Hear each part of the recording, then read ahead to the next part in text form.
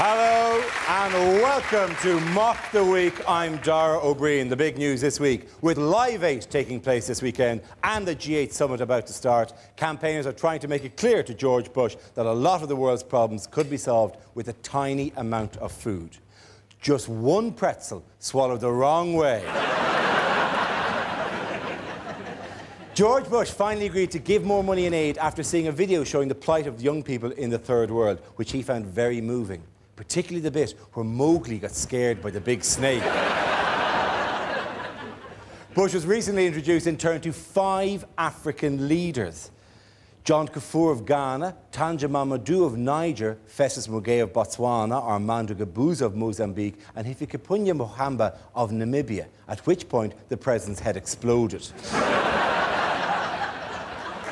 Joining me tonight to work their way through a series of satirical games are 6 of the country's finest comedy performers: David Mitchell, Rory Bremner and Joe Brand, Frankie Boyle, Hugh Dennis and John Oliver. Welcome to you all.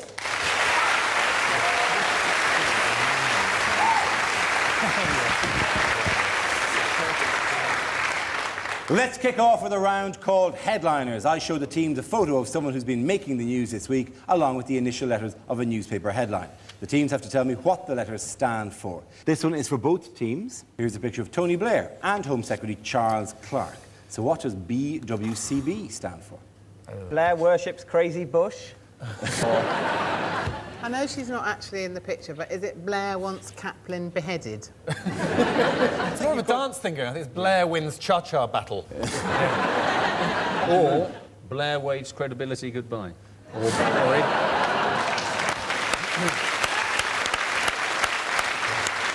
which they clapped, even though goodbye begins with a G. Can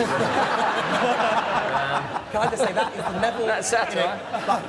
No, that's not satire. That is the level of literacy in this country. You've got to do something.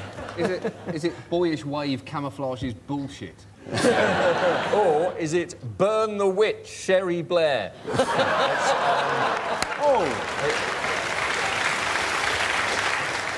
Which they clapped, even though there was a "the" in it between B and W. Hang on. I clapped and she's my wife. There's absolutely no evidence of Sherry Blair engaging in witchcraft.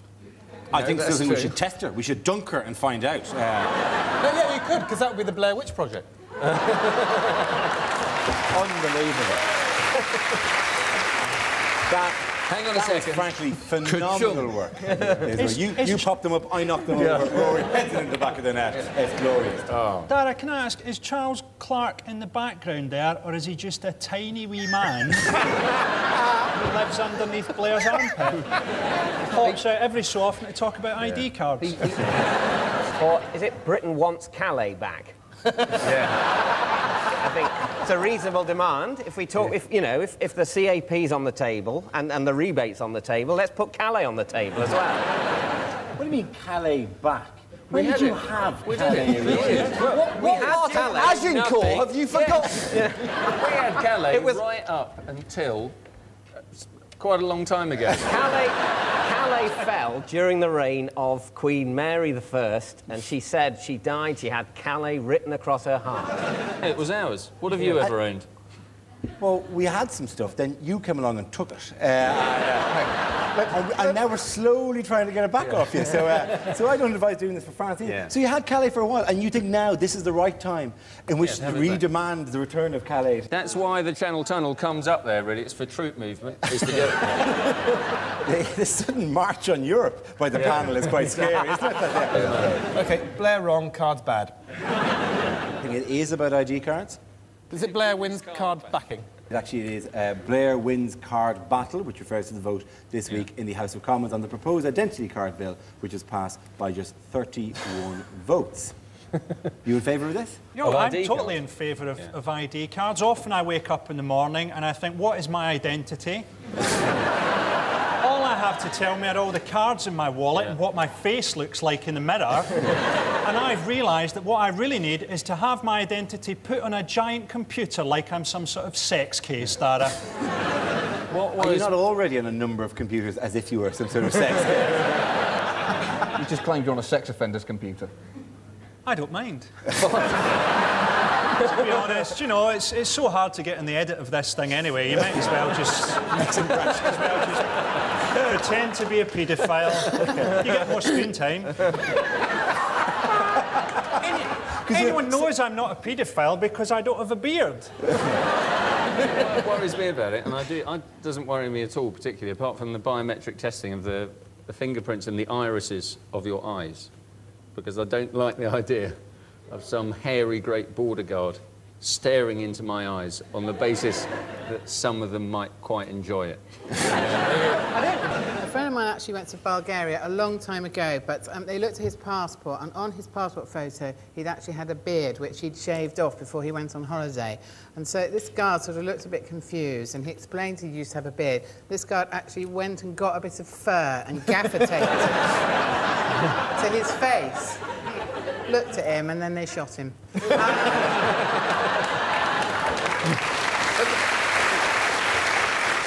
If the bill becomes law, every adult in the UK will need to be issued with an ID card, except for the Queen, who's already got one. It's called a fiver. To be fair, she doesn't look anything like that, though, does she? You mean they'll stop her at customs and go, Yeah, they'll go, no, you don't. no, and they'll gaffer tape a beard onto her face. As part of the plan to keep track of suspected terrorists, such as Abu Hamza, the ID cards will feature eye scans and fingerprints. You can't help thinking there's a bit of a flaw there.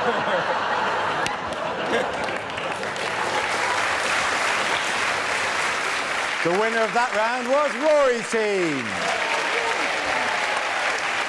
The next round is called Between the Lines. Rory and Hugh, can you make your way to our Mock the Week press pit? In this round, one player takes the role of a famous person making a speech, while the other says what they really mean. Rory, you are George W. Bush making his TV address to the nation. Hugh, tell us what he's really saying.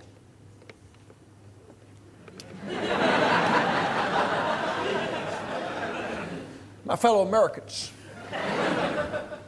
People of Florida.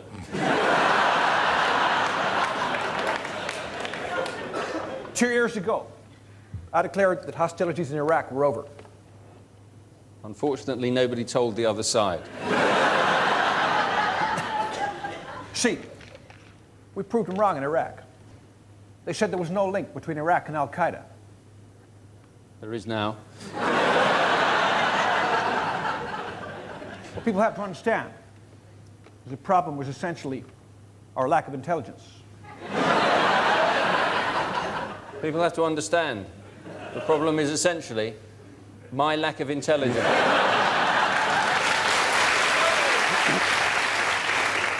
See, problem is people keep putting words in my mouth.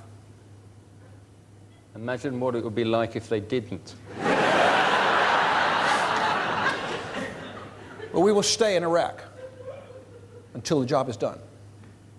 We will stay in Iraq until the oil is finished. Very good. Both of you, congratulations. Rory and you. Points for everyone. Sit down. Now we play a round called Spinning the News, which involves everybody. So if you could all move over towards the performance area, please. We spin the wheel, and when it stops, anyone can step forward and try to make us laugh about the subject it's landed on. If I judge the player's got a big enough laugh, he or she gets to sit down again. The first team to have all its players sitting down at the desk wins the round. OK, let's have our first topic. It is, of course, national surveys. Anyone want to try something on that? Good man, Frankie. They've done a survey in America that says that Osama bin Laden is now more famous than Michael Jackson. And you think, yeah, but he puts a lot less effort into his videos, doesn't he? It really freaked the Americans out if he just threw in a wee moonwalk now and again, wouldn't it? Hey, more famous than Michael Jackson, but who would you rather have looking after your kids? They did a survey this week that said that 20% of British men have a problem with premature ejaculation. The others just don't think it's really a problem. Sex and on early nights. They brought out a condom for premature ejaculation, and basically it's got an anaesthetic in the lining, so it makes you numb and you can last for longer. Or you can wear it inside out and you don't have to wake anybody up. Well done, Frankie. You can sit down. OK, let's spin the wheel again. The next topic is the Trafalgar celebrations. Rory's in. Yeah, this was this week's naval review of Portsmouth, which is quite embarrassing for the Queen because it just rubs in the fact that she hasn't got a ship. So they line up hundreds of ships and she goes, "Hey, that's a nice one. Hey, well, have you got one in another colour?" Prince Philip loves these things because it gives him a chance to stand on a ship and shout, "Frigate!" Look, Philip, mind you, no, frigate, there, frigate, next to that f***ing destroyer, right? Very good, Rory, sit down, come on. Let's have another topic. The topic is the Olympic bid. Johnson. We must win the Olympic bid. Because if we do, it will solve all our domestic problems. We currently have an immigration policy in Britain that is extremely racist. But when we win that bid, you watch the borders get relaxed for anyone who looks even half good at sport. I had time trial set up at Dover, just a guy with a stopwatch saying, "Look, if you can run 100 metres sub-10, I've got a passport with your face on it right here." 9.79, welcome to Britain! Welcome to Britain! Well done, John, sit down. Let's spin the wheel again. The next topic is Diana. David's coming in. This week, Simone Simmons, who makes her living by having been the friend of a dead woman, Princess Di, has come out with a startling revelation that two dead people once had sex. Obviously, before either of them were dead. But according to her, Princess Di and John Kennedy Jr. once had a roll in the hay. And this is odd, because they then both went on to die strangely in accidents involving vehicles, which leads me to wonder, maybe Di wasn't killed in an accident, and it wasn't a conspiracy. Maybe it was something she caught off John Kennedy Jr. during sex. Something he'd inherited from JFK. He gave her the suspicious death virus. Very good, David. Sit down. Leaving us with one topic between the two of you. If you could both do some stuff on the next topic, and then we'll choose the winner based on that. Let's have the final topic, please. It's obesity and diet.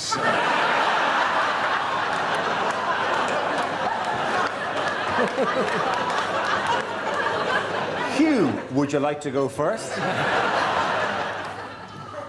Now, we've got a major problem with obesity. In a recent questionnaire, 11% of the population were overweight, 25% of the population were obese, and 33% of the population ate the bloody survey.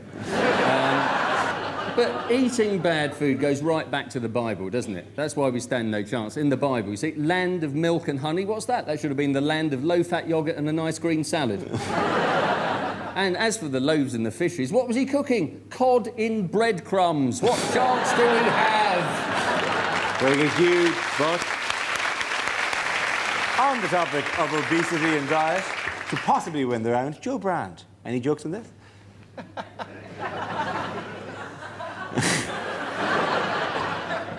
I might just move the microphone stand because you won't be able to see me otherwise.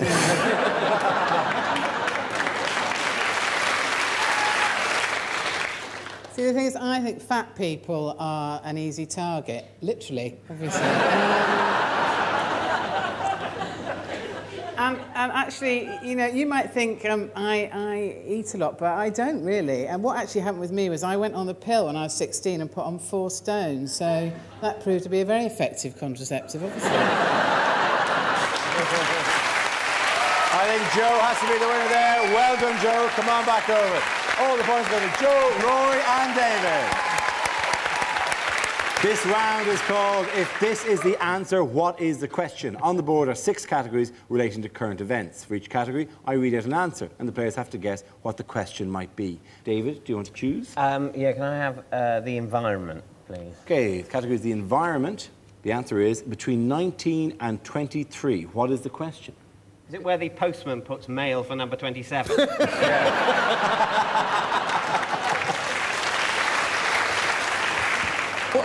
What percentage of the vote constitutes a great result for the Liberal Democrats? Is it how much Wayne Rooney will weigh in stone 2 months after he retires? Is it where are the numbers 20, 21 and 22?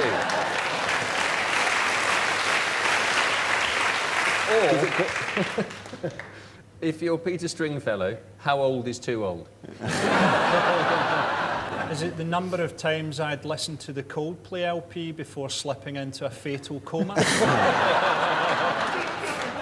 Is it how many people actually care about the environment? I mean, actually, genuinely care. Don't say they care, but actually care about it. At a gut level. Well, let's face it, we all have far bigger and more tropical fish to fry. Greenpeace constantly thump on about how we must save this planet for our children, our children's children, and our children's children's children. But hold on, what if they don't have any children? They might not want children. Let's not spend what is quite a lot of money on hypothetical children. Yeah. Also, I know kids, they like bikes. They like shiny red bikes. I promise you, you show a kid a clean rural stream and a shiny bike, and I'll show you a kid sitting on a bike whilst pissing in a stream. Are they not the future? So you spray on. Is it the number of English counties likely to be underwater in 100 years' time? It's, yes, indeed. It's very, very close God. to that. Yes, it's very, very close to that. Jesus Christ! That's terrible! That was less a joke, more an alarming fact. I thought it was something ridiculously awful, but it's gonna happen. Oh, well. Night-night, my children's children. You can ride around on the bike in smaller and smaller circles on a vanishing piece of land. To be honest, Dara, in Scotland we have mixed feelings about global warming because we will get to sit on the mountains and watch the English drown. More pineapple, Huey! Oh, I've got a coconut here, I'm fine. The actual question I was looking for was by how many feet could, this is a very important part of the sentence, oh, thank God for could that. sea levels rise if global warming causes the ice caps to melt? In truth, the effects of rising water levels upon Europe won't be fully known for years, perhaps decades. The only thing that leading climatologists have said for sure, Holland's f***ed. You're not scared about it then, are you? Are you petrified about this whole thing? Well, not now that you said it's going to be, what, 60 years? Fine, it's not my problem. As far as I'm concerned, there should be an official buck-passing ceremony for the environment. Every generation should just go to the other one. Sorry about that. That's going to blow up in your face anyway. So when your kids...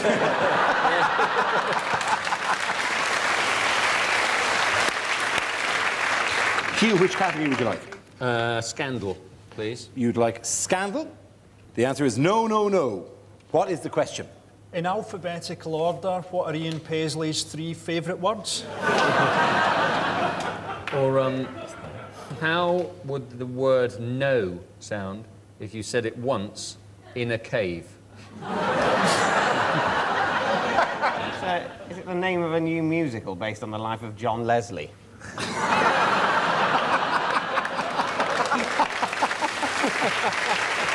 Was it Prince Charles's reaction when he found out the Queen only had a cold?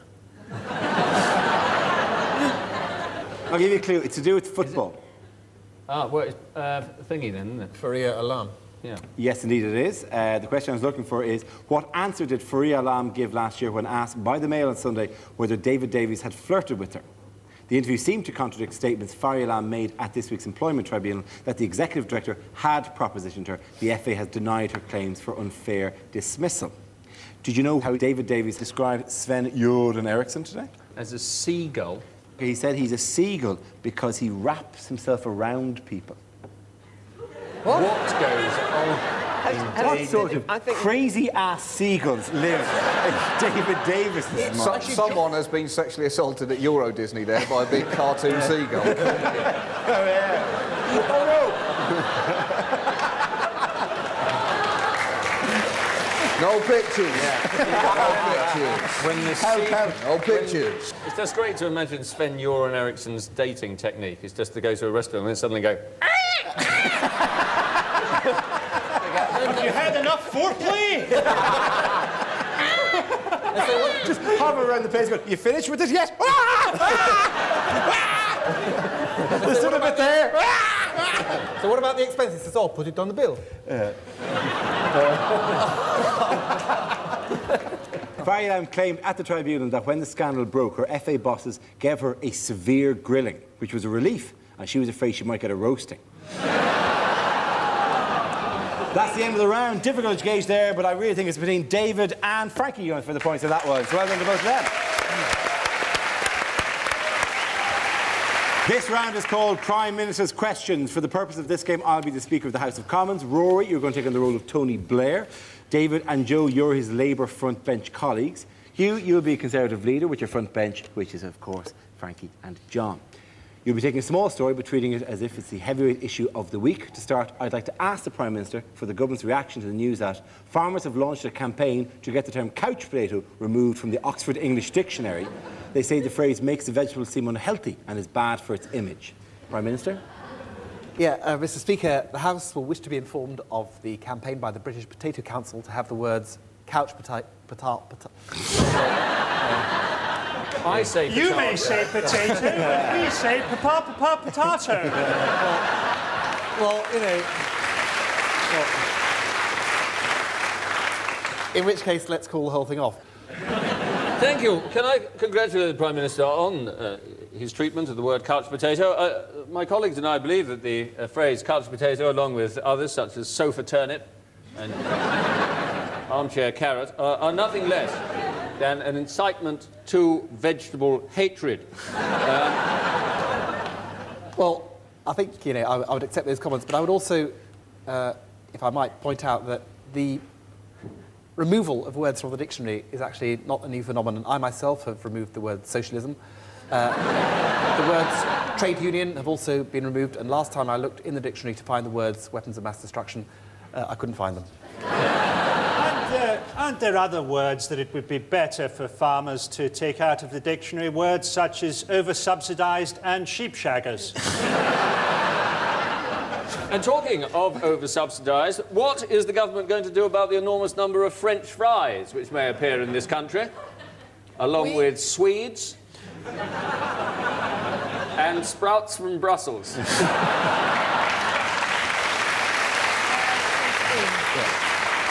We actually believe that genetically modified crops are the way forward for the potato. We say, new Labour, new potatoes. We agree. We believe it would be a very good idea to combine the genes of a King Edward with that of a Premiership footballer to get a potato that roasts itself. Along with a bean combined with the genes of a suicide bomber to produce a runner bean that tops and tails itself.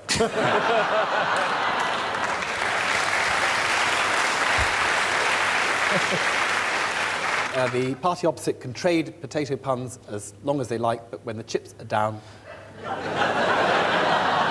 we won the election and they lost. Can I suggest you are simply being pea-brained? I take it you're an expert in the field?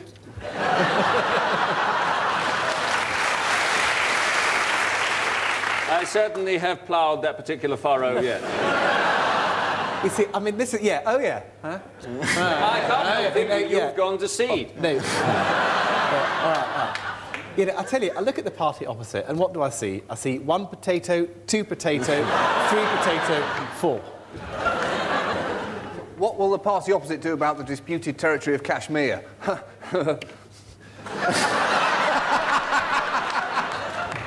We will launch a Spud missile.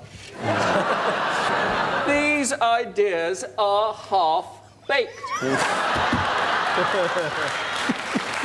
That's enough. And the winner of that round is Hugh. Now we come to our final round called Scenes We'd Like to See. This is for everyone, so if you can make your way over to the performance area, please. I call it ideas for scenarios we'd love to see, and the performers come in with their suggestions. OK, here we go. The first subject is bad things to say on stage at Live 8. They've put a lovely spread on backstage. Lobster, caviar. Let's not cancel debt. Let's consolidate it into one manageable level.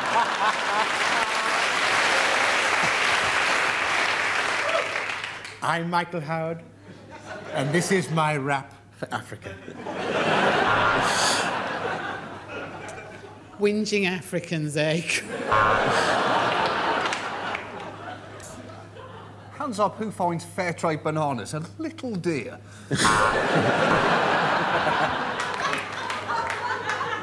A lot of people complain that there are no ethnic minorities at this gig, but no, here they are, the Black and White Minstrel Show.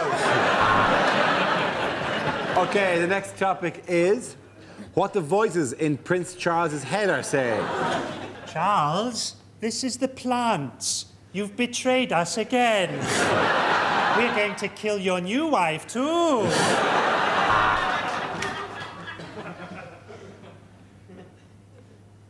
If I really am the father, why is he so stupid? How much would it cost to turn Windsor Castle bouncy? Kill a swan, they can't touch you for it. Nazi uniform. No, that was funny. So what if she's your mother? Just press the pillow over her face and count to 100. Very good. The next topic is inappropriate things to say on winning Wimbledon. Mr. Blair, this is for Iraq. 3 sets, no smell. That's Palmolive. Thanks very much, but I've actually come here to talk to you about Jesus. That nandrolone's great stuff, isn't it? This is fantastic. In some way, it compensates for my lost childhood, my dysfunctional family, and the fact I'm so stressed I haven't had a period for 7 years. To be honest, I only won because I'm pissed.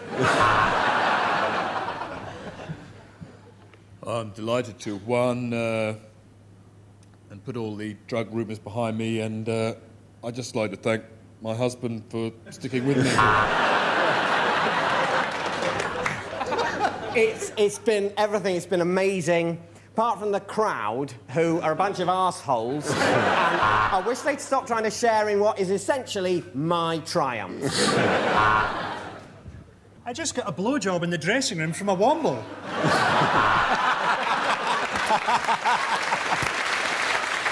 Well done. The winner of that was Frankie. Everyone sit down again. Come on, sit down. That's the end of the show for tonight. This week's winners are John Oliver, Hugh Dennis and Frankie Boyle. And commiserations to Joe Brand, Rory Bremner and David Mitchell. Thank you for watching. Until next week, good night.